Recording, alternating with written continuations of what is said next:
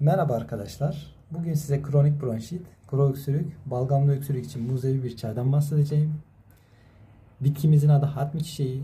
Gördüğünüz gibi yeşil, taze olmasına özen gösterelim ve dikkat edelim.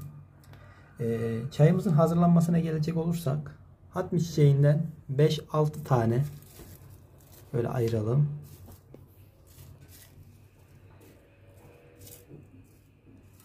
Beş-altı tane uygun bir kaba ya da bardağa alıyoruz.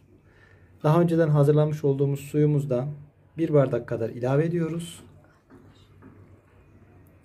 Suyumuz yeterince kaynamış olmalı. Daha sonra bir kapak yardımıyla kapatıyoruz. Yaklaşık bir 7-8 dakika bu şekilde demlenmesini sağlıyoruz. Arkadaşlar, kanalımda bu tarz bitkisel içerikler paylaşmaya devam edeceğim. Abone olmanızı bekliyorum. Teşekkür ederim.